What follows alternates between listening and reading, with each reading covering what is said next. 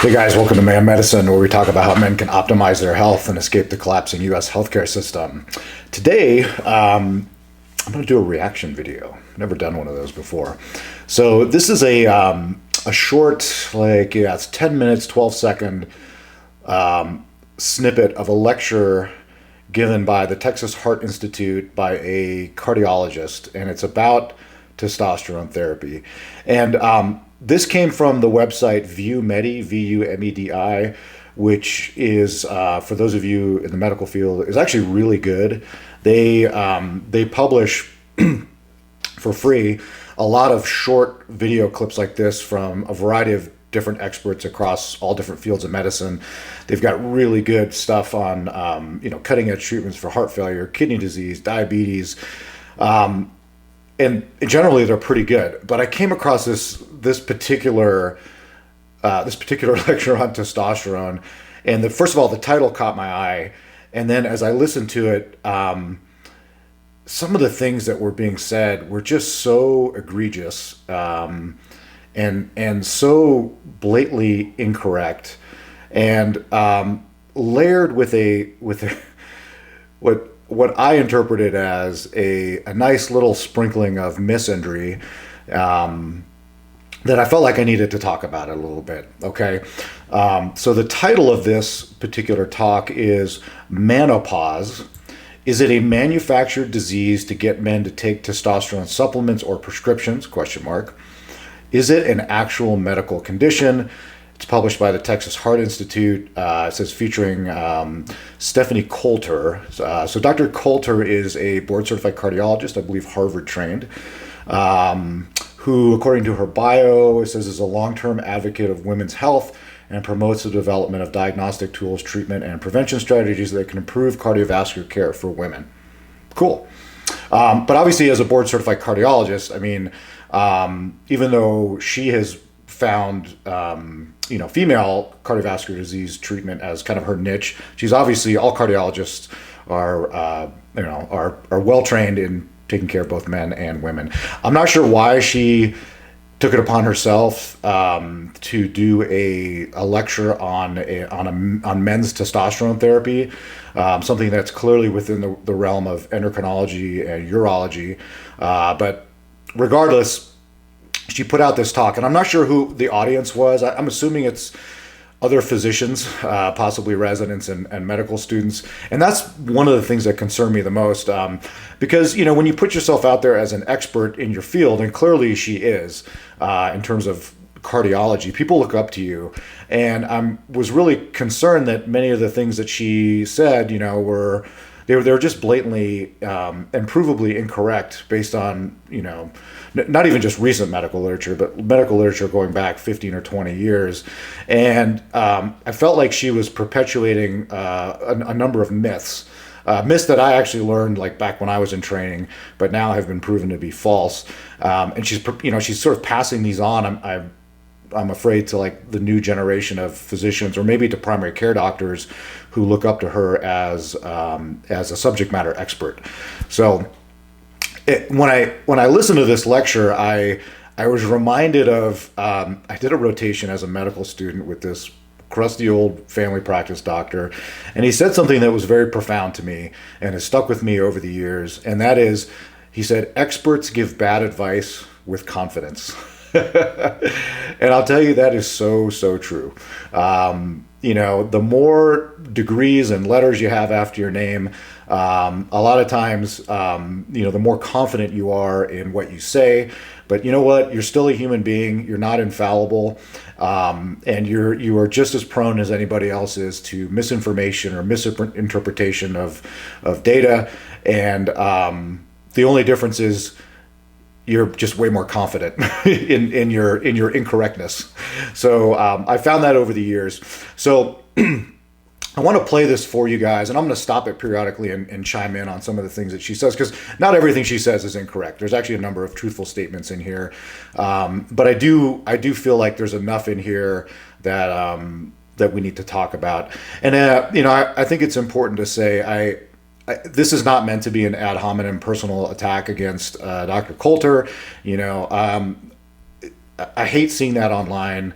Unfortunately on YouTube and other social media, platforms, there's a lot of physicians out there that, make some pretty nasty ad hominem attacks against other doctors that they disagree with. And I think that's like deeply unprofessional. It's not something I'm interested in doing. I have a lot of respect for her and her training and her position. So, again, I don't want you to take this as me attacking her, but rather I'd like to unpack some of the statements that she says and use these as an opportunity for education and opportunity for discussion. And I think you guys, some of you that have reached out to me and have had bad experiences in the medical world when, talking to doctors about testosterone, I think you may find some of the things that she says to be familiar, okay, unfortunately. Okay, here we go. So first of all, just the title itself is triggered me a little bit, and all throughout this, you can tell, she asked the question, is this a manufactured disease to get men to take testosterone supplements? Is it an actual medical condition? She never really answers the question, but you can clearly tell through her tone and some of the things that she says that she doesn't think that testosterone, that low testosterone in men is a real medical condition that warrants treatment, except perhaps in extreme cases. So with that said, let's roll this. Okay, so what about menopause? Okay, so there's this robust commercial advertisement to men about taking testosterone. And I mean, we are seeing young men, like one of my fellows last night told me, see, I'm the girl heart doctor, so I have a different experience in my clinic than the male heart doctors, that one of my colleagues is seeing men that are like all on taking the testosterone, and makes me very worried knowing what I know about women in heart. Okay, well, let's talk about that. The men they're all on taking the testosterone. Oh God, God forbid that men are interested in a therapy that would make them feel better, right? So, that this is some sort of alarming, thing that's dangerous, and we need to squash this, as quickly as possible.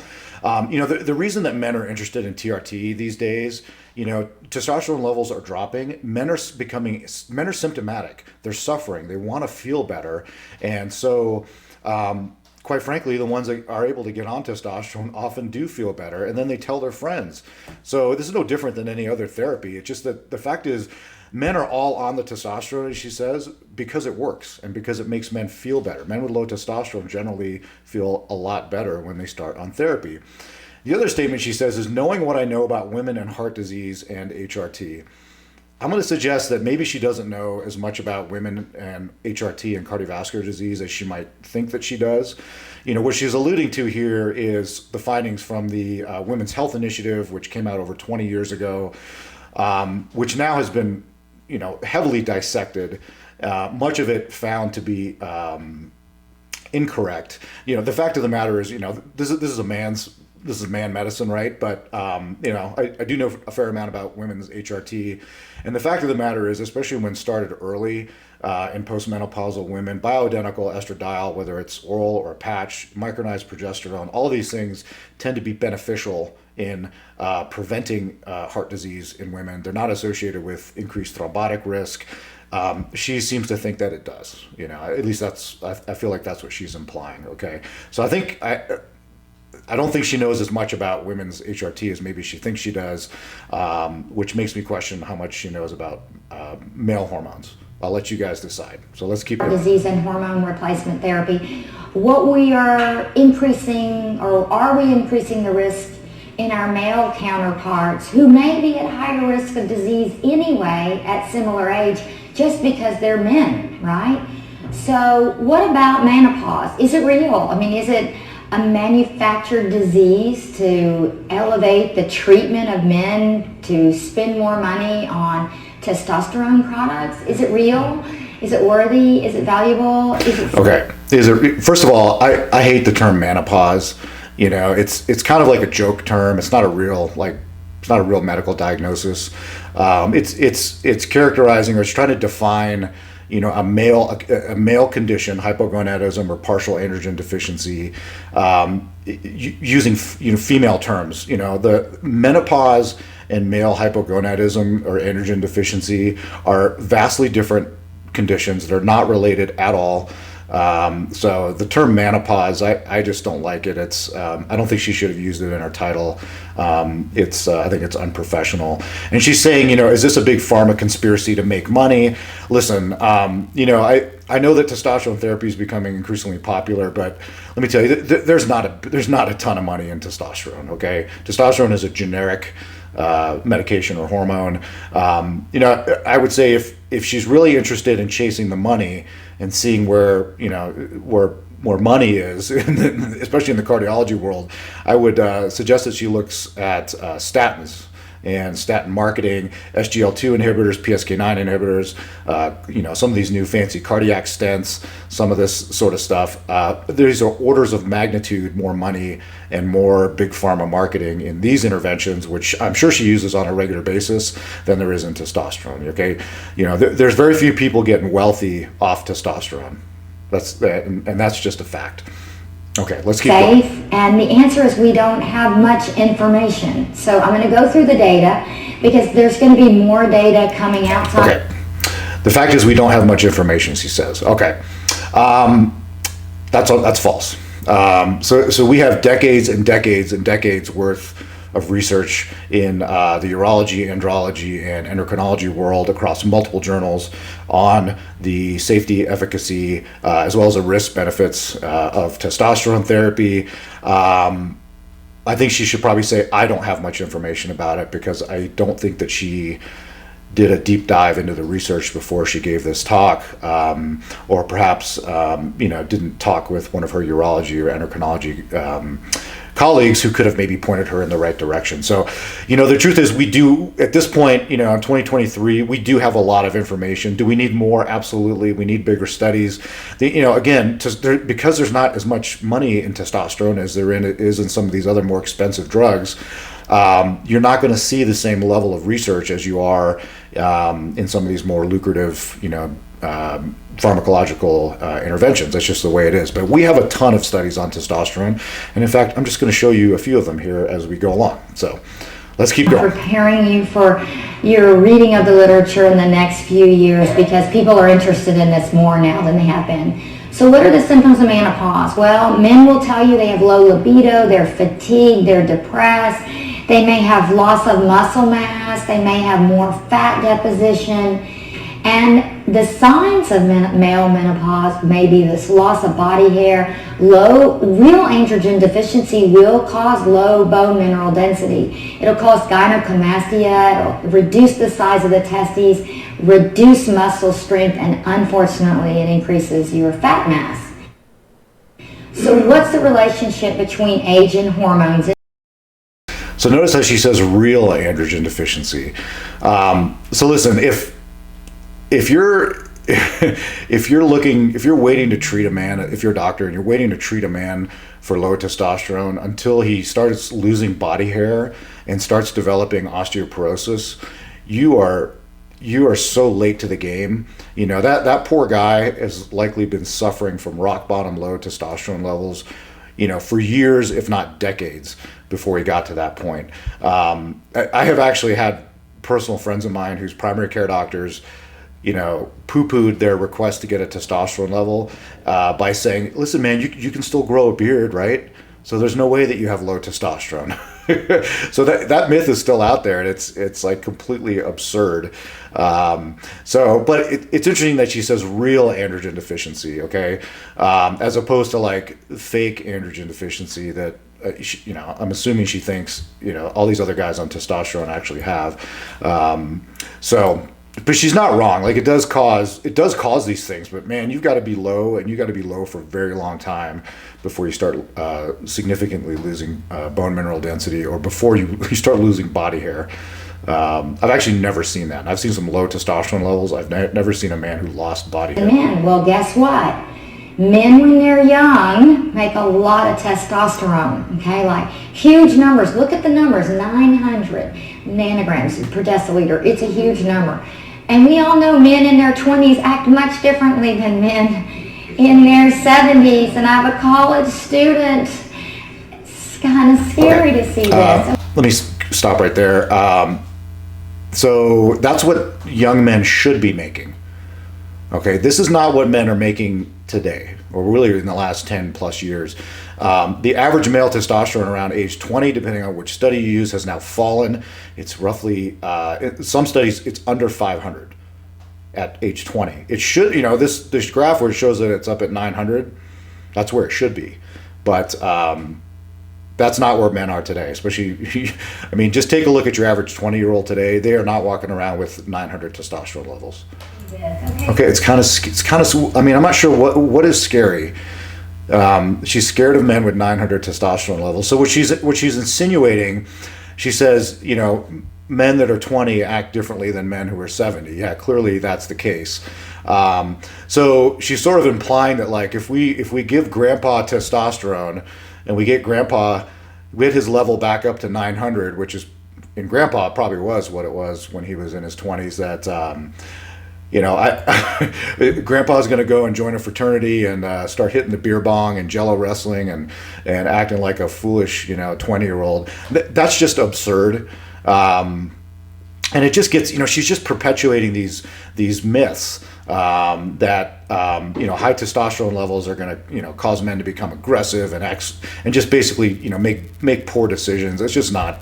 It's just false. It's just not true. Okay, so it declines over time, and this has been well demonstrated in multiple trials, which came out in 2008. Shows the relationship between age and hormone, but it also shows the relationship between testosterone, free testosterone, and LH, and sex hormone binding globulin. So you get an idea what's the cause of why the testosterone declines in the male as he ages. So with age, there's definitely a component to in-organ testicular production failure, okay, because the LH goes up, okay? Obvious, right? So it has to be that the end organ has stopped producing, very much like the end organ, the ovary in the woman stops producing hormone. Clearly. Okay, partially correct. It's true, as you get older, your testicles just don't work as well. I mean, clearly, like, nothing works as well as you get older. It's just the way it goes. But the thing is, in what she's describing, where the LH levels rise as men get older, this is in men who are healthy, lean, and have no other comorbidities. They're not obese. They don't have COPD. They don't have heart disease, diabetes, metabolic syndrome, etc. Those men, first of all, like, almost don't exist anymore.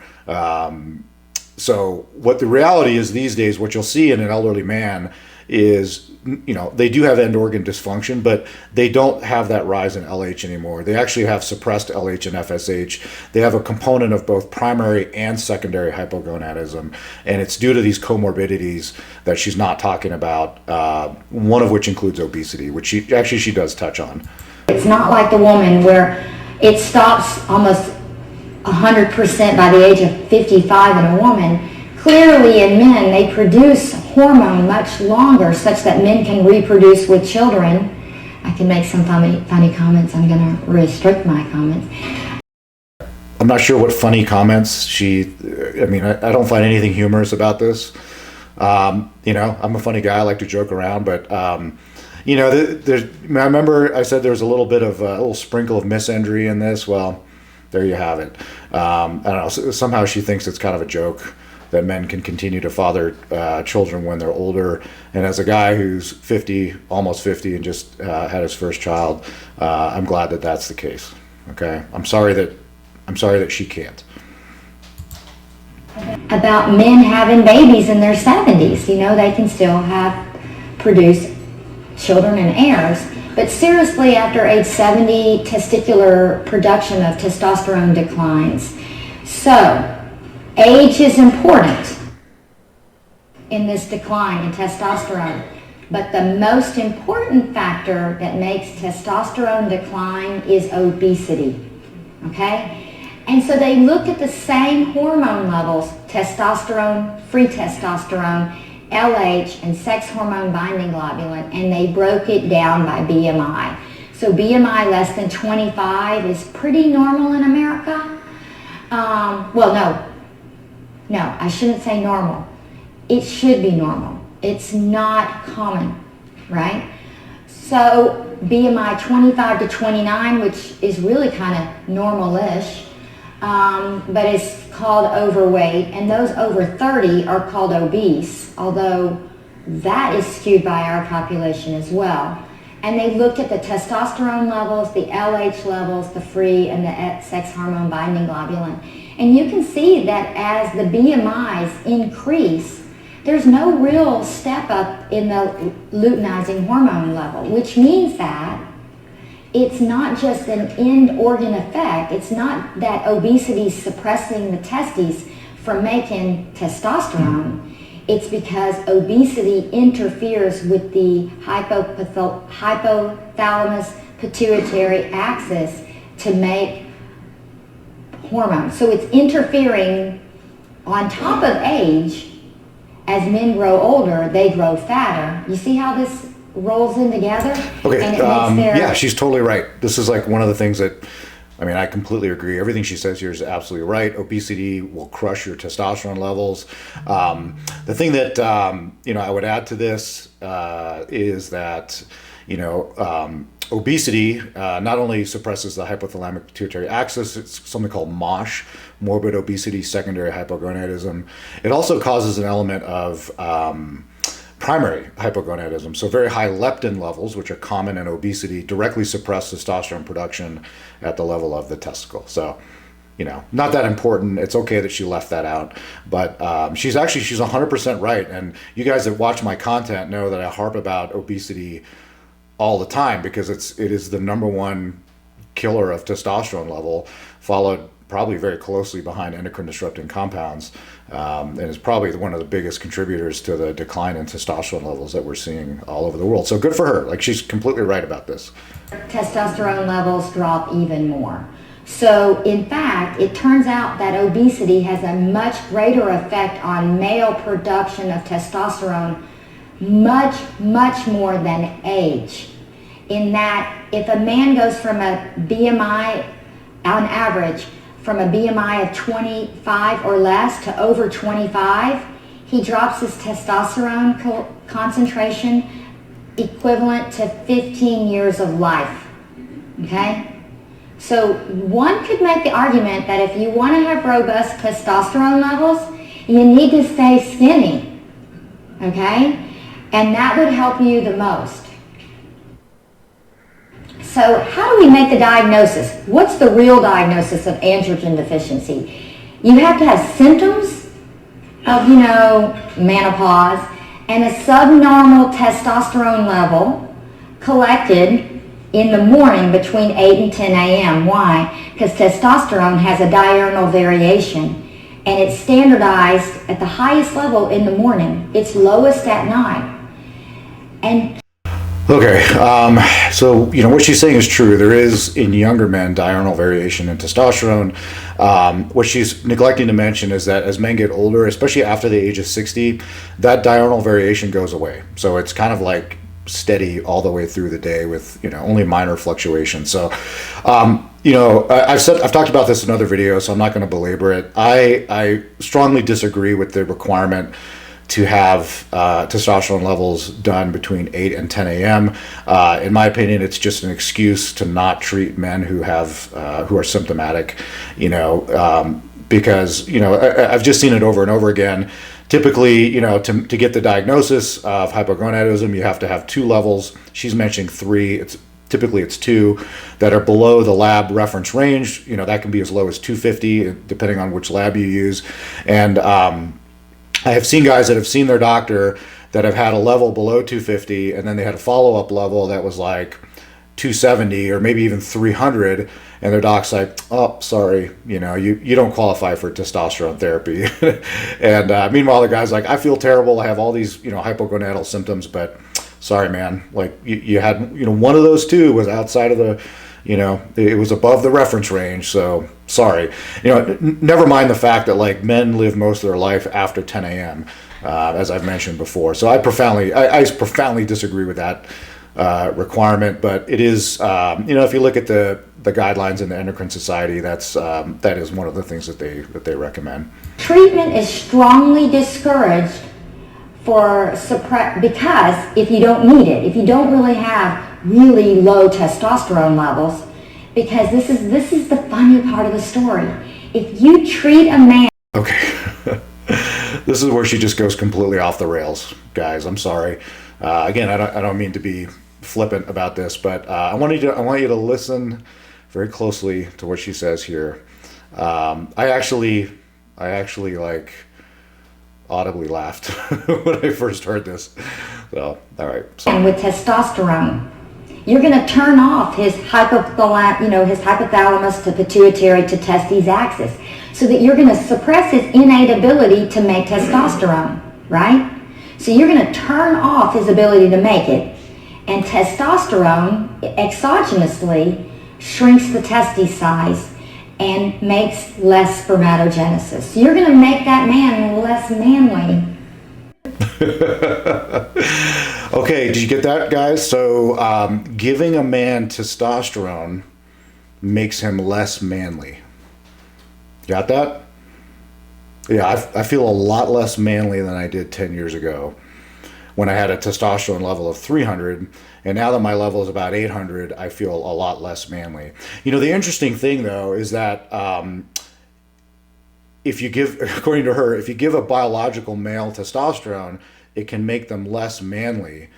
But if you give a trans person who's biologically female testosterone, it makes them more masculine. So yeah, so it works for trans people, but it doesn't work for cisgendered people, I guess. I honestly was like, I was caught off guard by her saying that. And she says another thing here. By giving him hormone. And you're going to make him an addict to the hormone that you give. You're going to make him an addict. That's right. Did you hear that? So listen, if you start on testosterone, let me tell you, you're going to get addicted to it. You're going to be out there turning tricks on the street. Okay. You're going to be stealing grandma's silverware and taking it to the pawn shop to finance your testosterone habit. You're going to become an addict, mister. So you just stay away from that testosterone. It's like crack. Okay. It's like fentanyl. Just stay away from it. You're going to become less manly and you're going to become a drug addict. Dangerous stuff. Dangerous stuff. Which isn't good. It's not good. Okay. Mm-mm. Which isn't good. Okay. I should have been a lawyer. Okay, so what are the contraindications to testosterone? Well, you can't take it if you have known prostate cancer or breast cancer, obviously. So you have to check the PSA and make sure it's less than 4. But in men that are at high risk of prostate cancer, like African American men or men with first degree relatives with prostate cancer, you don't want to give the hormone to any man with a PSA over 3. It turns out that testosterone treatment makes BPH symptoms much worse. Okay, here we go. Here's the literature bombs. Okay, she is saying that you can't give testosterone to anybody with a PSA over 3. It's false. Testosterone makes BPH, benign prostatic hypertrophy symptoms, worse. Okay, so I was taught this 25 years ago. Sounds like she was also taught this 25 years ago. But unfortunately, she's not kept up with the literature. So what does the literature say about BPH and testosterone? Turns out exactly the opposite. Here's an article. Let me get my glasses out, man. I'm getting old here. Okay, this is Translational Andrology 2016. Testosterone replacement therapy and voiding dysfunction. Okay, I highlighted probably the key statement in here about BPH and testosterone. Okay, here are conclusions. FDA mandates a black box warning on testosterone products, stating that TRT in men with BPH increases the risk of, quote, worsening signs and symptoms of BPH. Okay, remember what I said about experts being wrong with confidence. According to this paper, as explained through the saturation model of androgen binding and verified in numerous studies, and this is true, I just picked one, there are literally dozens, it has been shown that TRT does not change prostate size. On the contrary, testosterone was shown as an important modulator of lower urinary tract function, and TRT probably exerts a positive effect on LUTS, which is lower urinary tract symptoms, okay, slash BPH. Based off of the current evidence, it is likely not harmful to give testosterone to men with LUTS slash BPH, but rather TRT may actually be beneficial. There you go. Okay, so she's completely wrong about this, and unfortunately, this myth like just keeps going, keeps getting perpetuated. So, myth number one is busted. Let's see what else she has to say. It causes erythrocytosis, so you don't want to give it to a man with a hematocrit over 50 because hormones increase your risk of venous thromboembolism, right? And thick blood increases that risk as well. Okay, I'm going to refer you to the video that I did on erythrocytosis and blood donation for elevated hematocrit. This is a myth too. I was taught this. It's false. She's confused about primary versus secondary erythrocytosis, which I go into detail in that video. Primary erythrocytosis, typically from hematological malignancies, a cancer, is associated with clot. Erythrocytosis from a secondary cause, altitude, testosterone, a bunch of other things, is not. And it's very clear in the literature that that's the case. But unfortunately, she still thinks that testosterone is dangerous in that regard, and it's not. Okay, this is a journal from, what do you know? This is the American College of Cardiology. From March 17th, 2015, effective testosterone replacement therapy on incidence of deep vein thrombosis and pulmonary embolism. Okay, she says that it causes increased risk of clots and thromboembolism. What does the American College of Cardiology say? According to this paper, it says, what do you know? According to this study, no statistically significant increase in the risk of DVT or PE following testosterone replacement therapy. Okay, American College of Cardiology. A well-respected journal from her specialty is saying that what she's saying is incorrect about hormone therapy in men. Okay, moving on. You shouldn't give it to untreated heart failure. Okay, let's talk about heart failure. So she's a cardiologist, right? She should know all about heart failure. She's saying you should not give testosterone to men with untreated heart failure. Okay, so depending on how you interpret what she means by untreated, if we're talking about decompensated heart failure, so what that means is that these people are typically they have pulmonary edema, they're volume overloaded, they're extremely symptomatic. Those people a lot of times end up, they need to be in the hospital. So that's what I see. I see people coming in with, lungs full of fluid, they have pulmonary edema, massive, peripheral edema. They need to be decongested, okay? They need diuretics in addition to a number of other treatments. And a lot of times they get admitted to the hospital for a few days to make that happen. So yeah, clearly in that setting, you would not start anybody on testosterone therapy, mainly because that's not a priority at that point. You need to treat their heart failure. But the fact is that heart failure is something that benefits a great deal from testosterone therapy. And I want to show you that here. So this is an article, Testosterone Supplementation in Heart Failure. It's a meta-analysis. It is from the journal Circulation, which is another big cardiology journal. And so here's some highlights from that. And this is a large meta-analysis looking at men who are on testosterone and who also had heart failure. This meta-analysis reveals that testosterone supplementation in patients with heart failure with left ventricular systolic dysfunction is associated with an improvement in exercise capacity by 54 meters using the 6-minute walking test. 6-minute walking test is a very common test. It's just how far can you go in 6 minutes walking at a normal pace. So men on testosterone with heart failure had a significant improvement in that. They go on to say here, The mechanism for improvement in exercise capacity is complex and likely due to peripheral mechanisms. Testosterone has been shown to act as a peripheral vasodilator. Okay, that's actually very helpful in heart failure. I use vasodilators a lot in the emergency department. And it acutely increases cardiac output, that is one of the problems in heart failure, is low cardiac output in some cases. So the improved oxygen delivery to skeletal muscles would secondarily delay transfer to anaerobic metabolism and depletion of high energy phosphates. True. Creatine helps with that. The increase in muscle mass associated with testosterone therapy in healthy men may similarly result in increased endurance and decreased muscle fatigability in patients with heart failure. Also true. Other potential contributors to the functional improvement associated with testosterone therapy may include anti-inflammatory and immunosuppressive effects.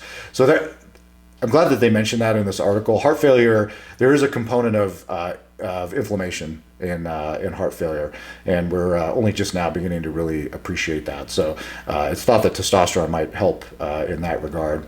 They also say a rise in hemoglobin levels and improved baroreceptor sensitivity, which has the potential to improve muscle sympathetic nerve activity with concomitant increases in muscle, arterial vasodilation and function.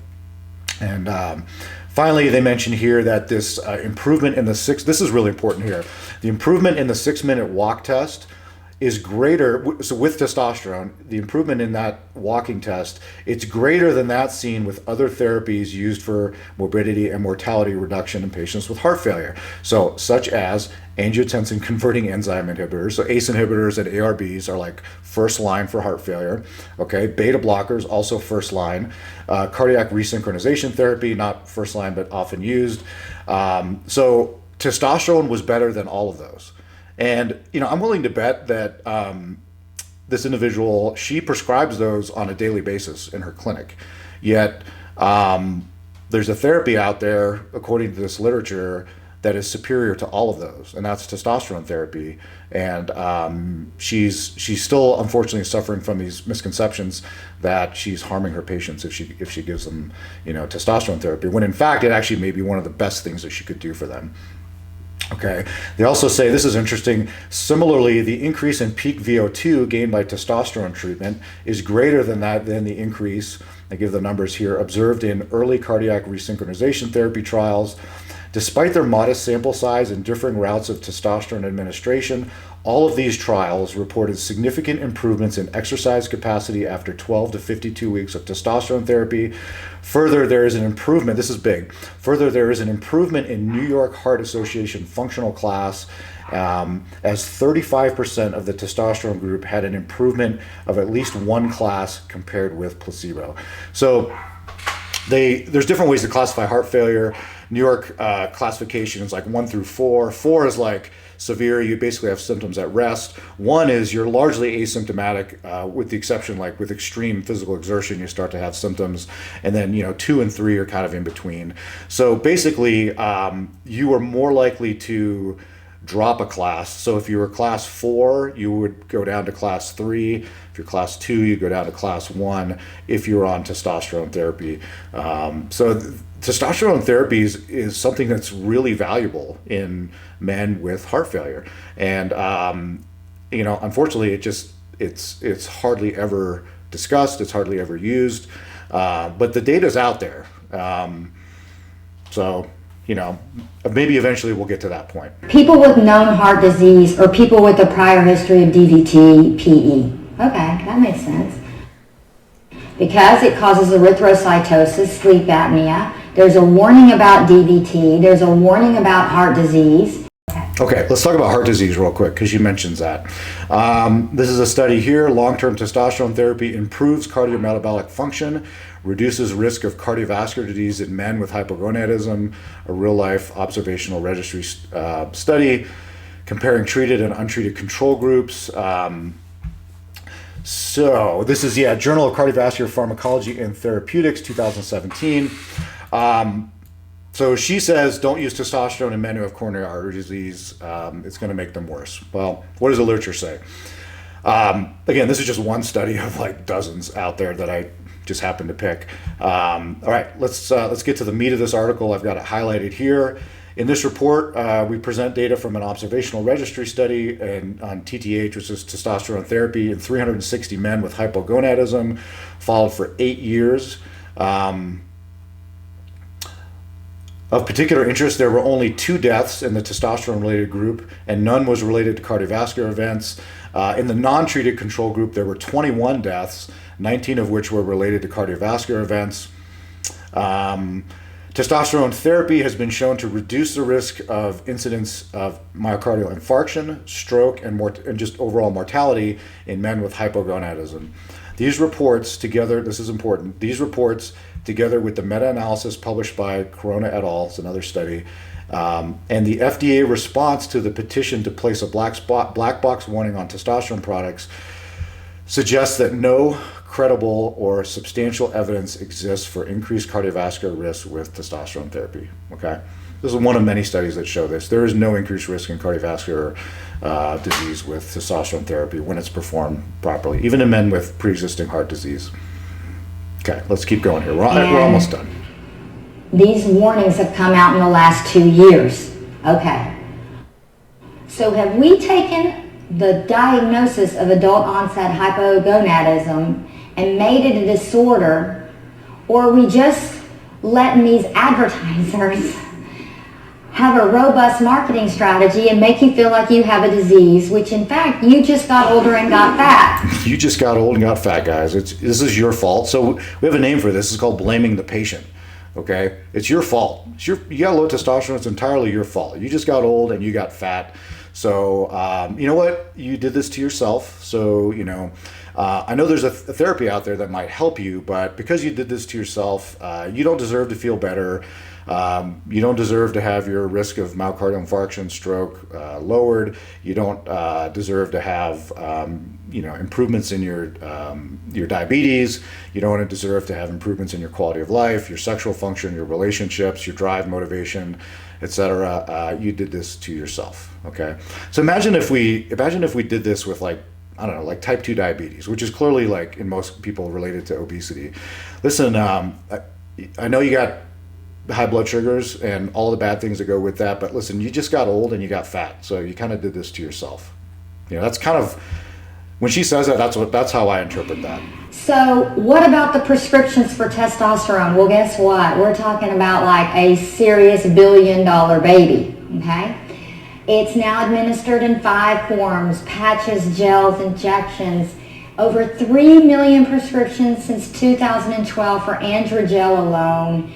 Testosterone boosting cells are like off the chart. I've got young men coming in asking for testosterone, and so I was like, I begged Dr. Willerson to do in his itinerary for the male, and he was like, I don't know if we want to get into that testosterone stuff. And I was like, you really do, because it's a problem. Yeah, it's a real problem. Yeah, men wanting to feel better is a real problem. All right, guys, that's all I got for you guys today. It's disappointing, unfortunately, that these myths are still out there. If you've experienced things like this before, and I know many of you have, let me know in the comments section. It's frustrating to see somebody who really is a subject matter expert in the cardiology world put themselves out there and perpetuate myths like this that have now been proven, demonstrably proven to be false. And unfortunately, I think as long as companies like this continue to publish these lectures, and up and coming medical students and residents who are impressionable, they look up to their attendings, just like I did when I was in training, and much of how they practice in the future is shaped by the example set by their attendings. And it can take a lot of time and a lot of resources and individual reading to undo some of that when you've been told the wrong thing, over and over again. So good luck, guys. I know it's hard out there. Don't be frustrated if if your doctor blows you off or tells you some of the same things that you just heard in this talk. Just don't be a jerk about it. Be polite. Just find another doctor. There's enough of us out there that do understand testosterone therapy. You'll be able to find somebody who can listen to you and present you with options. Okay, guys, that's all I got for you. Take care. I will catch you next time. Medicine video and audio has been created and shared online for informational purposes only. This podcast does not constitute the practice of medicine or professional healthcare services of any kind, including the giving of medical advice. I am not your doctor. No doctor-patient relationship has been established. This content is not meant to be a substitute for professional medical advice and should not be relied upon solely for that purpose either. The only purpose of this content is to present peer-reviewed, research-backed health information for your consideration. As always, rely on the advice and guidance of your personal physician before undertaking any activity presented here, and if in doubt or not comfortable with said activity, practice discretion. Your health is your responsibility and not ours. Finally, I take conflicts of interest seriously. I accept no compensation whatsoever from any private corporations, including pharmaceutical or supplement companies. You can trust that if I recommend a medication, product, or service, it's because I genuinely believe in it and not because I'm being paid to endorse it.